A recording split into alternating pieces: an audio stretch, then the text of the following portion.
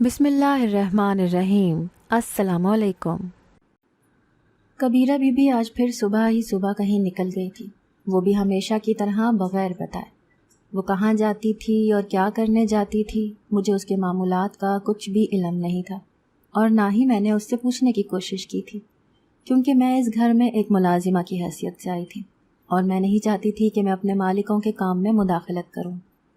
लेकिन मुझे करामत बीबी की हरकत और मशकूक लगने लगी थी और मुझे ये भी एहसास होने लगा था कि शायद मैंने यहाँ नौकरी करके गलत किया है। जब से मैं इस घर में आई थी मुझे यही महसूस हो रहा था कि शायद मुझे यहाँ नहीं आना चाहिए था, क्योंकि इन लोगों के और मेरे रहन सहन में बहुत ही ज़्यादा फ़र्क था। मैं गरीब घराने और गाँव से उठकर आई थी और ये शहर की जदीद ज़िंदगी थी, मगर फिर भी कुछ तो बहुत ही अजीब था इस घर में। कुछ तो ऐसा लगता था कि जैसे मुझसे छुपाया जा रहा है।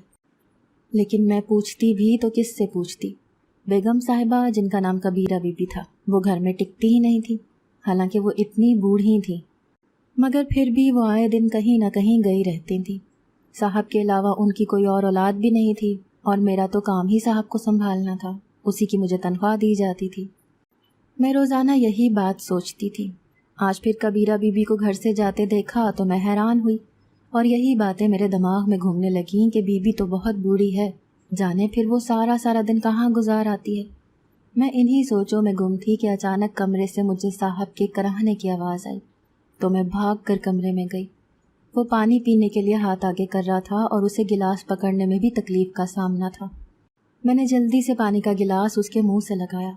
उसने पानी पीकर मुझे शुक्रिया कहा और फिर पूछने लगा कि कबीरा कहाँ है। मैंने जवाब दिया कि मैं नहीं जानती, वो तो सुबह ही सुबह कहीं चली गई हैं। तो उसके चेहरे पर हैरानी और तफक्कुरात के साए फैल गए थे। मैं समझ गई कि एक बेटा होने की हैसियत से उसे भी अपनी माँ का यूं सारा सारा दिन घर से बाहर रहना हरगिज़ भी पसंद नहीं है। मगर उस बेचारे की बदकिस्मती थी कि वो माजूर था और बिस्तर से उठ नहीं सकता था। लेकिन कम से कम उसकी माँ को तो ख्याल होना चाहिए था ना। और मेरे लिए ये भी बड़ी हैरत की बात थी कि वो उसे नाम से बुलाता था, माँ नहीं कहता था। शायद उन दोनों माँ बेटे के दरमियान कुछ भी ठीक नहीं था। शायद उनके दरमियान कोई बहुत बड़ी चपकलिश या रंजिश थी, तभी वो उसको माँ नहीं कहता था और वो भी अपने बेटे की तरफ ध्यान नहीं देती थी। बहुत से ऐसे सवालात थे जिन्होंने मुझे मशकूक होने पर मजबूर कर दिया था।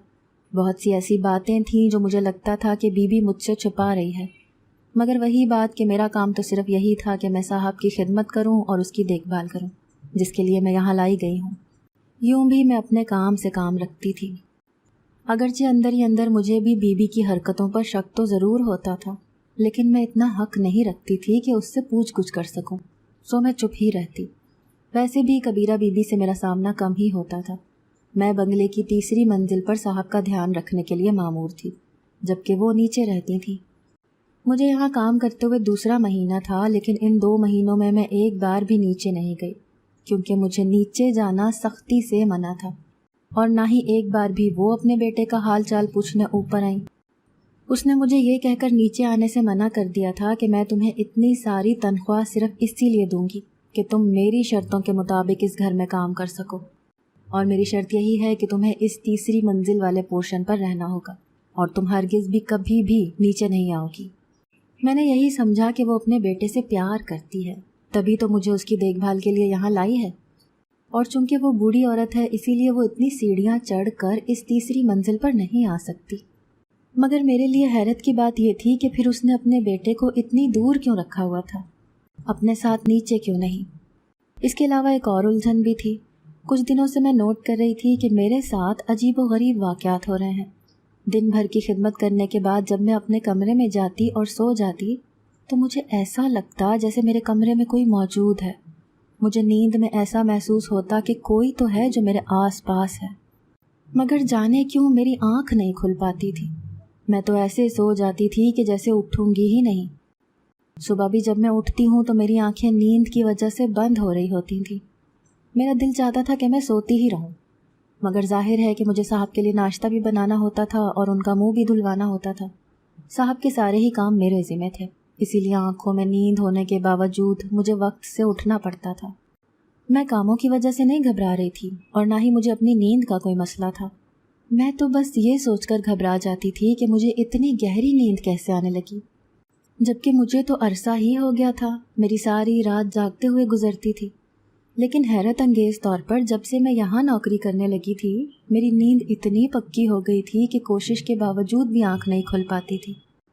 یہ تو شاید اتنی ٹینشن کی بات نہیں تھی کہ تھکن کی وجہ سے ایسا ہوتا ہو، لیکن میرے لیے جو بڑی ٹینشن کی بات تھی وہ یہ تھی کہ مجھے نیند میں کسی کی موجودگی کا احساس کیوں ہوتا تھا۔ مجھے ایسا کیوں لگتا تھا جیسے کوئی میرے کمرے میں آیا ہو۔ مجھے خیال آیا کہ شاید بی بی ہی نہ ہو، لیکن وہ کیسے آ سکتی تھی؟ وہ تو بوڑھی عورت تھی، اس سے اتنی سیڑھیاں چڑھنا ہی محال تھا۔ صاحب کا بھی نہیں سوچا جا سکتا تھا، وہ تو چل پھر ہی نہیں سکتا تھا، بستر پر تھا۔ اس کے علاوہ اس گھر میں 2 سے 3 ملازمائیں ہی تھیں، وہ چھٹی کر کے گھر چلی جاتی تھیں۔ صرف میں ہی واحد ایسی تھی جو یہاں رکی ہوئی تھی۔ یہاں نوکری کرنا میری مجبوری تھی، ورنہ ایک غیر مرد کو ایک نرس کی طرح سنبھالنا بہت مشکل تھا، اور میں نے ایسا کام کبھی نہیں کیا تھا۔ مگر وہ کہتے ہیں نا کہ مجبوری انسان سے سب کچھ کروا لیتی ہے، میرے ساتھ بھی ویسا ہی ہوا۔ میں 10 بھائیوں کی بڑی بہن ہوں۔ ابا کو جانے بچے پیدا کرنے کا اتنا شوق کیوں تھا کہ بچوں کی لائن ہی لگا دی۔ ہم سبھی 1-2 سال کے وقفے سے پیدا ہوئے تھے۔ میں ہی سب سے بڑی تھی اور میرے ہی ذمہ گھر کی ساری ذمہ داریاں تھیں، کیونکہ ابا تو اپنے کام پر نکل جاتے اور میری اماں اکثر بیمار رہتی۔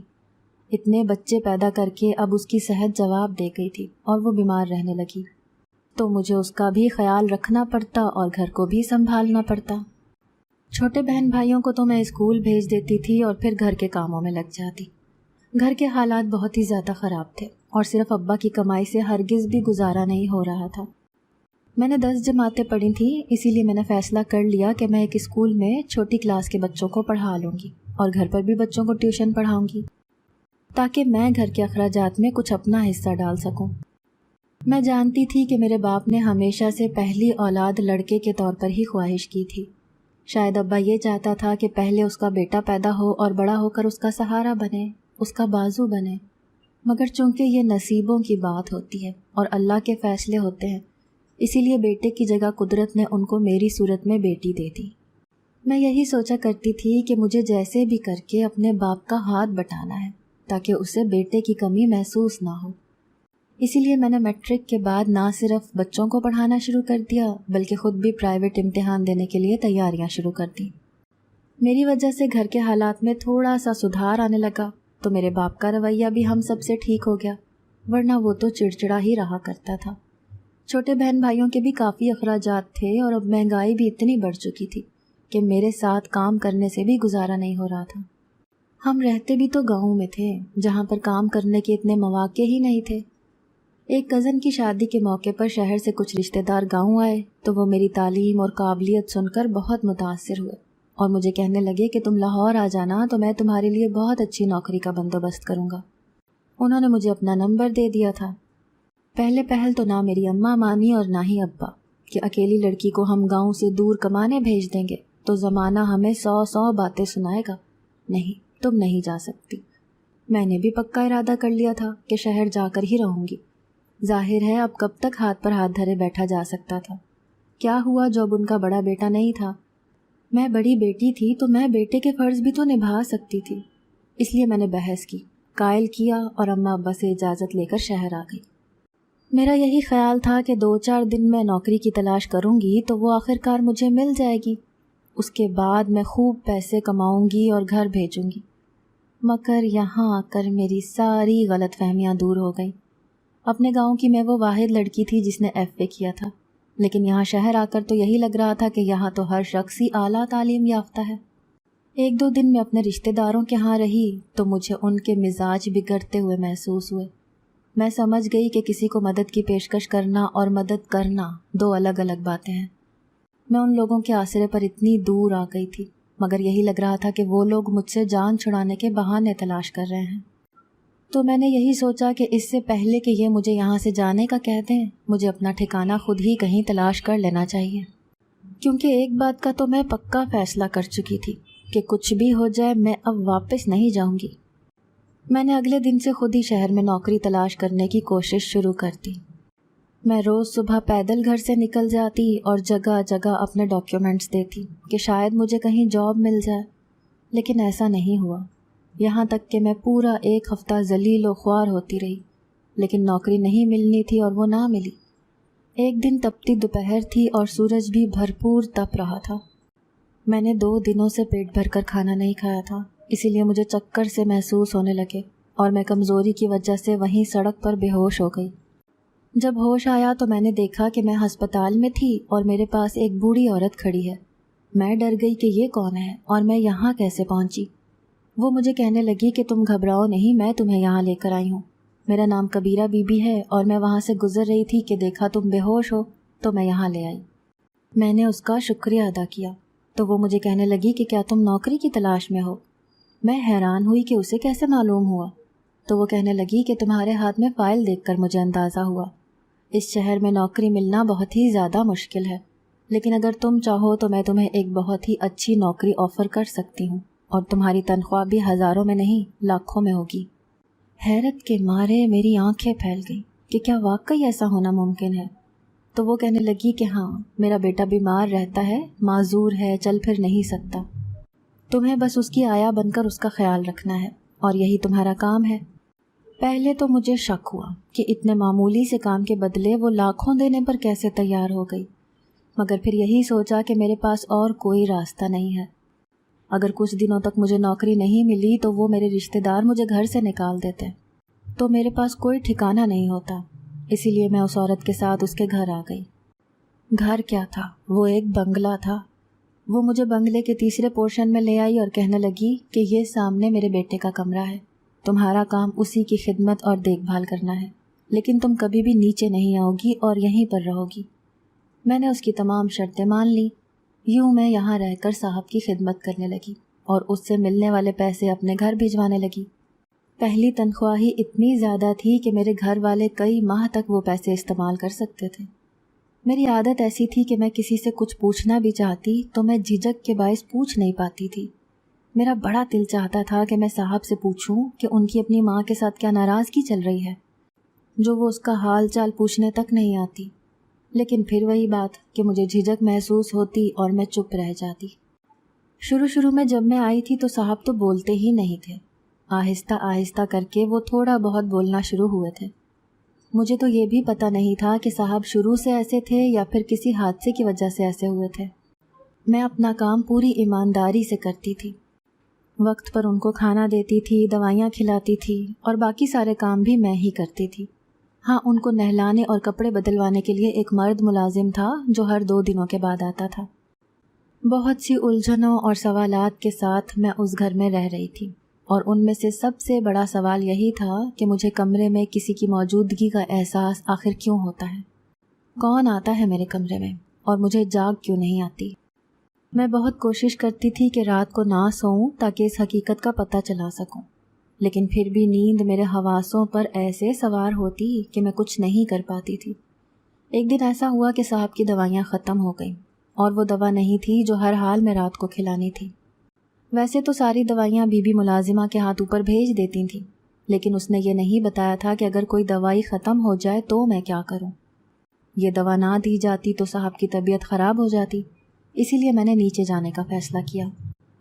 میرا دل بری طرح دھڑک رہا تھا کہ جانے وہ میرے ساتھ کیا سلوک کرے گی کہ میں نیچے کیوں آئی ہوں۔ میں ایک کمرے کی طرف بڑھی جس کے اندر سے بی بی کی آوازیں آ رہی تھیں۔ وہ کسی سے فون پر کہہ رہی تھی کہ ہاں میں جانتی ہوں، دلاور کی وصیت کے مطابق سب ٹھیک چل رہا ہے۔ میں نے اس کے لیے ایک لڑکی کا انتظام کر دیا ہے جو اس کا خیال رکھتی ہے، اب اس سے زیادہ میں کیا کروں؟ پھر وہ کہنے لگی کہ چلو ٹھیک ہے، اب میں فون رکھتی ہوں، باقی کا پلان ہم مل کر بناتے ہیں کہ اب کیا کرنا ہے۔ اس کی باتیں سن کر میں چونک گئی اور ہکا بکا رہ گئی کہ یہ کس کے خلاف پلاننگ کرنے کی باتیں کر رہی ہے؟ کیا صاحب کے خلاف، یعنی اپنے ہی بیٹے کے؟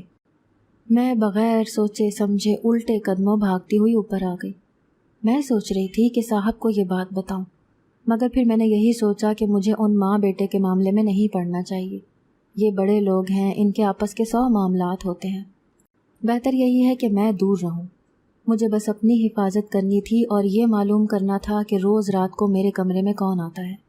بہت سوچنے کے بعد یہ ترکیب ذہن میں آئی کہ رات کو سونے سے پہلے موبائل کا کیمرہ آن کر کے سو جاؤں، تاکہ جو کوئی بھی اندر آئے وہ ویڈیو میں نظر تو آ جائے۔ میں نے ایسا ہی کیا۔ رات کو پھر سے مجھے نیند میں کسی کی موجودگی کا احساس ہوا اور ایسے لگا کہ جیسے کوئی دبے قدموں کمرے میں داخل ہوا ہے، لیکن اب کی بار میں مطمئن تھی کہ جو بھی ہے میں صبح دیکھ لوں گی۔ صبح صاحب کو ناشتہ کروانے کے بعد میں اپنے کمرے میں آ کر موبائل کو پکڑا تو ویڈیو دیکھ کر میری جان نکل گئی۔ ویڈیو میں صاف صاف دیکھا جا سکتا تھا کہ کوئی میرے کمرے میں داخل ہوا ہے۔ وہ بس چپ چاپ میرے سامنے بیٹھا رہا اور پھر چلا گیا۔ میں حیران ہوئی کہ آخر ایسا کون سا شخص ہے جو میرے کمرے میں داخل ہو سکتا ہے۔ میں نے کیمرہ دروازے کے ساتھ الماری پر لگایا تھا، اسی لیے اس شخص کا چہرہ کیمرے میں نہیں آ سکا۔ اگلی رات میں نے کیمرے کا رخ بدل دیا۔ اب میں نے موبائل اس طرح سے رکھا تھا کہ وہ اس شخص کو فوکس کر پاتا جو دروازہ کھول کر اندر داخل ہوتا تھا۔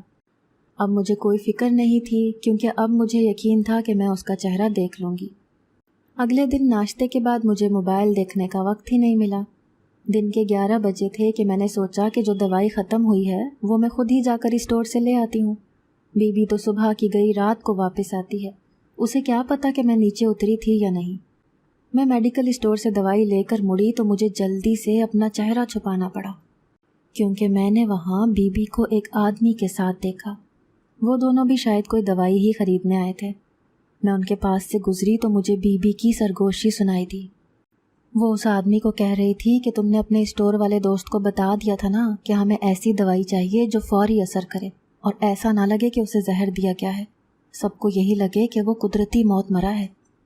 میرے قدم زمین میں گڑ گئے۔ میں سوچنے لگی کہ یہ کس کی موت کی بات کر رہی ہے۔ وہ آدمی کہنے لگا کہ تم فکر نہیں کرو، اس دوا کو کھانے کے چند ہی گھنٹے بعد وہ مر جائے گا اور کسی کو شک بھی نہیں ہوگا کہ اسے زہر دیا گیا ہے، اور اگر کسی نے شک کیا بھی تو اسی کی ملازمہ پر کرے گا جو سارا دن اس کی دیکھ بھال کرتی رہتی ہے۔ میں یہ سب سن کر ساکت رہ گئی، یعنی صاحب کو مارنے کی باتیں ہو رہی تھیں اور الزام مجھ پر لگانے کی پلاننگ۔ یا خدا، اب میں کیا کروں؟ میں ان کے دیکھنے سے پہلے ہی باہر نکل گئی اور جلدی سے رکشہ پکڑ کر گھر آ گئی۔ کچھ ہی دیر بعد بی بی گھر میں چلی آئی اور مجھے ایک پیکٹ دے کر کہنے لگی کہ اس میں جو دوا ہے وہ اپنے صاحب کو کھانے کے بعد دے دینا۔ میرا دل پھٹا جا رہا تھا کہ ایک ماں اپنے بیٹے کے ساتھ ایسا کیسے کر سکتی ہے۔ مجھے لگ رہا تھا کہ شاید صاحب بی بی کا سگا بیٹا نہیں ہے، اسی لیے اس کو مارنا چاہتی ہے تاکہ ساری دولت اور جائیداد اس کے قبضے میں آ سکے۔ مجھے کچھ سمجھ نہیں آ رہی تھی کہ کیا کروں۔ اس سے پہلے کہ میں کچھ کرنے کا سوچتی، گھر میں پولیس آ گئی۔ میں بھی نیچے چلی گئی۔ پولیس نے آتے ہی کہا کہ کبیرہ حسین کہاں ہے۔ ہم سب حیران رہ گئے کہ انہیں کس نے بلایا ہے۔ اتنے میں بی بی بھی اپنے کمرے سے نکل آئی اور پولیس کو دیکھ کر حیران رہ گئی۔ اس کے چہرے کی رنگت اڑ گئی، وہ شاید باہر جانے کی تیاری میں تھی۔ پولیس نے اسے ہتھکڑی لگا دی۔ وہ چیخنے لگی کہ آخر آپ کس کے کہنے پر ایسا کر رہے ہیں؟ اتنے میں سیڑھیوں میں سے کسی کی آواز آئی کہ میں نے انہیں بلایا ہے، میرے کہنے پر یہ ایسا کر رہے ہیں۔ سب کی گردنیں پیچھے مڑیں تو صاحب کو اپنے پیروں پر کھڑا دیکھ کر حیرت سے آنکھیں باہر کو آ گئیں۔ وہ چھڑی کا سہارا لیے اپنے پیروں پر چل کر نیچے آئے تھے۔ بی بی نے چیخ کر کہا کہ تم اپنی بیوی کو کیسے گرفتار کروا سکتے ہو؟ بیوی کا لفظ سن کر تو جیسے میرے سر پر قیامت ٹوٹ پڑی۔ اس نے تو مجھے کہا تھا کہ وہ اس کی ماں ہے۔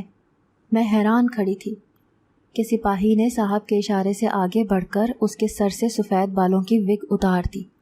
یہ دیکھ کر میرا منہ کھلے کا کھلا رہ گیا کہ واقعی وہ تو ایک جوان عورت تھی۔ پولیس اسے لے کر چلی گئی تو میں حیرانی سے صاحب کی طرف دیکھنے لگی اور کہا کہ یہ سب کیا ہے؟ صاحب کہنے لگے کہ یہ سچ ہے کہ یہ میری بیوی ہی ہے، میں نے اس سے پیار اور محبت کی شادی کی تھی، لیکن میں نہیں جانتا تھا کہ میری بیوی دولت کے پیچھے ہے اور اس نے دولت کے حصول کی خاطر ہی مجھے اپنے جال میں پھنسایا ہے۔ میں اس کے عشق میں اتنی بری طرح گرفتار ہو گیا تھا اور اس کے دام میں ایسا الجھا تھا کہ میں نے وصیت لکھ دی کہ میرے مرنے کے بعد میری ساری دولت اور جائیداد میری بیوی کی ہی ہوگی، اور یہی تو یہ چاہتی تھی۔ وصیت لکھنے کے کچھ ہی دنوں کے بعد میری گاڑی کا ایکسیڈنٹ ہو گیا۔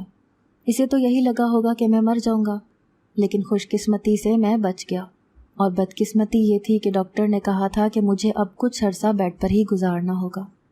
میری بیوی کی محبت کا امتحان لینے کی خاطر میں نے اسے کہہ دیا کہ میں اب ہمیشہ کے لیے معذور ہو گیا ہوں۔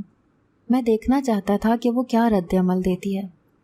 شروع میں تو اس نے میرا بہت خیال رکھا، لیکن پھر وہ اس اداکاری سے اکتا گئی، اس کا پلان جو فیل ہو گیا تھا۔ اس وقت تک میں اس کے ارادوں کو نہیں جانتا تھا۔ پھر ایسا ہوا کہ اس نے مجھے تیسری منزل پر شفٹ کر دیا، گھر کے سارے ملازموں کو چھٹی دے کر فارغ کر دیا اور نئی ملازماؤں کو لے آئی۔ اس نے تم سب لوگوں کو یہی بتایا کہ وہ میری ماں ہے، تاکہ کل کو جب وہ اپنے پلان پر عمل کرے تو کسی کو شک نہ ہو۔ میں تمہاری خدمت کی وجہ سے آہستہ آہستہ ٹھیک ہو رہا تھا اور میں اپنی بیوی کو رنگے ہاتھوں پکڑنا چاہتا تھا، اور پھر جب میں نے اسے رات کو کئی بار باہر جا کر اپنے عاشق سے ملتے دیکھا تو میرے شک کی تصدیق ہو گئی۔ میں اس کی پلاننگ جان گیا کہ یہ مجھے مارنا چاہتی ہے تاکہ میرے بعد اس جائیداد کی مالکن بن سکے۔ یہ سب سن کر میں دنگ رہ گئی۔ میرے وہم و گمان میں بھی نہیں تھا کہ ایسا کچھ ہو سکتا ہے۔ بے شک اس نے بہت بڑی پلاننگ کی تھی۔ وہ تو یہ چاہتی تھی کہ چپ چاپ صاحب کی جان لے لے تاکہ سب کو یہی لگے کہ وہ بیمار ہو کر چل بسے۔ اس کے بعد صاحب کہنے لگے کہ ایک اور بات میں بتاؤں تو تم برا تو نہیں مانو گی؟ میں ہی روز رات کو تمہارے کمرے میں آتا تھا۔ میری نیت کچھ غلط نہیں تھی، میں بس کچھ دیر بیٹھ کر تمہیں دیکھتا رہتا تھا اور پھر چلا جاتا تھا، کیونکہ مجھے ایسے لگتا تھا کہ مجھے تم سے محبت ہونے لگی ہے۔ جس طرح سے تم نے میرا اپنی جان سے بھی بڑھ کر خیال رکھا، اس نے مجھے تمہارا گرویدہ کر دیا۔ سارے راز کھل گئے تھے۔ کبیرہ کو جیل ہو گئی اور صاحب نے مجھے شادی کے لیے پروپوز کر دیا۔